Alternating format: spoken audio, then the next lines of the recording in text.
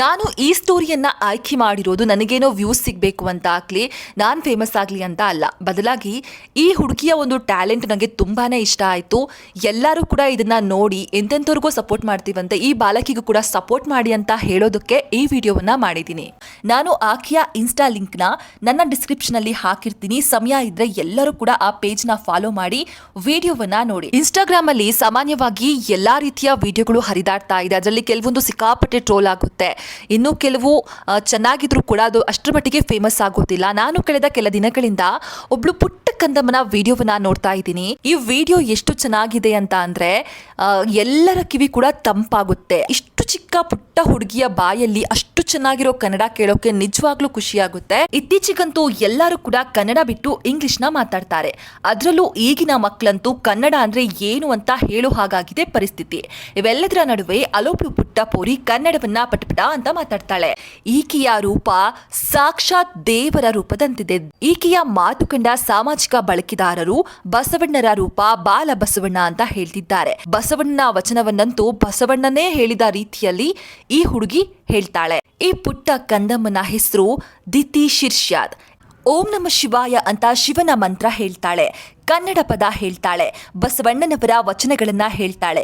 ಎಷ್ಟು ಮುದ್ದಾಗಿ ವಚನ ಹೇಳ್ತಾಳೆ ಅಂದ್ರೆ ನೋಡಿದವರೆಲ್ಲ ಆಕೆಯನ್ನ ನೋಡಿ ಕಳೆದು ಹೋಗ್ಬೇಕು. ಬಸವಣ್ಣನ ವಚನಗಳಾದ ಲೋಕದ ಟೊಂಕ ನೀವೇಕೆ ತಿದ್ದುವಿರಿ, ನಿಮ್ಮತನವ ನೀವು ಸಂತೈಸಿಕೊಳ್ಳಿ, ಉಳ್ಳವರು ಶಿವಾಲಯ ಮಾಡುವರಯ್ಯ ನಾನೇನು ಮಾಡಲಿ ಎಂದು ಬಸವಣ್ಣನ ವಚನಗಳನ್ನ ಸುಂದರವಾಗಿ ಹೇಳ್ತಾಳೆ ಈ ಪುಟ್ಟ ಬಾಲೆ. ರಾಜರ ಹೆಸರು, ಪ್ರಾಣಿಗಳ ಹೆಸರು, ರಾಜಧಾನಿ ಹೆಸರು, ಹೀಗೆ ಎಲ್ಲವನ್ನು ನೆನಪಿಟ್ಟುಕೊಂಡು ಹೇಳ್ತಾಳೆ. ಕೇಳಿದ ಪ್ರಶ್ನೆಗಳಿಗೆಲ್ಲಕ್ಕೂ ಕೂಡ ಉತ್ತರವನ್ನ ಕೊಡ್ತಾಳೆ. ನಿಜಕ್ಕೂ ಈ ಬಾಲಕಿ ದೇವರ ರೂಪವೇ ಹೌದು. ನಾನು ಆಕೆಯ ಇನ್ಸ್ಟಾ ಲಿಂಕ್ನ ನನ್ನ ಡಿಸ್ಕ್ರಿಪ್ಷನ್ ಅಲ್ಲಿ ಹಾಕಿರ್ತೀನಿ. ಸಮಯ ಇದ್ರೆ ಎಲ್ಲರೂ ಕೂಡ ಆ ಪೇಜ್ನ ಫಾಲೋ ಮಾಡಿ ವಿಡಿಯೋವನ್ನ ನೋಡಿ. ಈಗಿನ ಜನರೇಷನ್ ಅಲ್ಲಿ ಎಲ್ಲಾ ಮಕ್ಕಳು ಕೂಡ ಇಂಗ್ಲಿಷ್ ಪೊಯಮ್ಸು, ಇಂಗ್ಲಿಷ್ ರೈಮ್ಸು ಇದನ್ನೇ ಹೇಳ್ತಾರೆ. ಕನ್ನಡದ ಬಗ್ಗೆ ಯಾರಿಗೂ ಕೂಡ ಅಷ್ಟೊಂದು ಅರಿವೇ ಇಲ್ಲ. ಅಂಥದ್ರಲ್ಲಿ ಈ ಹುಡುಗಿ ಕನ್ನಡದ ವಚನಗಳನ್ನ, ಬಸವಣ್ಣನ ವಚನಗಳನ್ನ ಎಷ್ಟು ಚೆನ್ನಾಗಿ ಹೇಳ್ತಾಳೆ ಅಂತ ಅಂದ್ರೆ ನೀವು ಆ ಪೇಜ್ನ ನೋಡಿದ್ರೆ ಖಂಡಿತವಾಗ್ಲೂ ನಾನು ಹೇಳಿದ ಸತ್ಯ ಅಂತ ನಿಮಗೆ ಅರ್ಥ ಆಗುತ್ತೆ. ಈ ಮಗು ಇಷ್ಟೊಂದು ಚೆನ್ನಾಗಿ ಕನ್ನಡ, ಇಷ್ಟೊಂದು ಚೆನ್ನಾಗಿ ಬಸವಣ್ಣನವರ ವಚನ ಅಥವಾ ಕೇಳಿದ ಪ್ರಶ್ನೆಗೆ ಎಲ್ಲದಕ್ಕೂ ಕೂಡ ಉತ್ತರ ನೀಡೋದರ ಹಿಂದೆ ಇವರ ತಾಯಿಯ ಶ್ರಮ ಬಹಳಾನೇ ಇದೆ. ಆ ವಿಡಿಯೋಗಳಲ್ಲಿ ಬೇಕಾದ್ರೆ ನೋಡಿ, ಅವರ ತಾಯಿ ಮಗು ಹತ್ರ ಪ್ರಶ್ನೆ ಕೇಳ್ತಿರ್ತಾರೆ. ಆ ಪ್ರಶ್ನೆಗಳನ್ನ ತುಂಬಾ ನೀಟಾಗಿ ಅಬ್ಸರ್ವ್ ಮಾಡಿದಂತಹ ಮಗು ತಕ್ಕ ಉತ್ತರಗಳನ್ನ ನೀಡುತ್ತೆ. ಇವೆಲ್ಲದಕ್ಕೂ ಕೂಡ ಕಾರಣ ಅವರ ತಾಯಿನೇ. ತಾಯಿಯೇ ಮೊದಲ ಗುರು ಅಂತಾರಲ್ವಾ, ಹಾಗೆ ಈ ಮಗುವಿನ ಪಾಲಿಗೆ ತಾಯಿಯೇ ಮೊದಲ ಗುರುವಾಗಿದ್ದಾಳೆ. ಮುಂದಕ್ಕೂ ಕೂಡ ಗುರು ಆಗಿರ್ತಾರೆ ಅನ್ನೋದಂತೂ ಅರ್ಥ ಆಗುತ್ತೆ.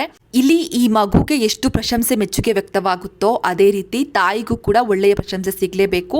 ಯಾಕಂತಂದ್ರೆ ಅವರು ಕಲಿಸ್ತಾ ಇರೋ ಒಳ್ಳೆ ಸಂಸ್ಕಾರದಿಂದಲೇ ಈ ಮಗು ಕನ್ನಡವನ್ನ ಇಷ್ಟೊಂದು ನೀಟಾಗಿ ಮಾತನಾಡ್ತಾ ಇರೋದು, ಕನ್ನಡದ ಬಗ್ಗೆ ಒಳ್ಳೆಯ ಅಭಿರುಚಿಯನ್ನ ಹೊಂದ್ತಾ ಇರೋದು. ಇವೆಲ್ಲ ಕ್ರೆಡಿಟ್ ಅವರ ತಾಯಿಗೆ ಹೋಗಬೇಕು. ಹಾಗೂ ಆ ಮಗುವಿನ ಆ ಒಂದು ಜ್ಞಾಪಕ ಶಕ್ತಿಗೂ ಕೂಡ ನಾವು ಸಲಾಂ ಹೊಡಿಲೇಬೇಕು. ಸಾಧ್ಯ ಆದ್ರೆ ನಾನು ಕೊಟ್ಟಿರುವ ಲಿಂಕ್ನ ಓಪನ್ ಮಾಡಿ ಆ ಮಗುವಿಗೆ ನಿಮ್ಮೆಲ್ಲರ ಬೆಂಬಲ ನೀಡಿ.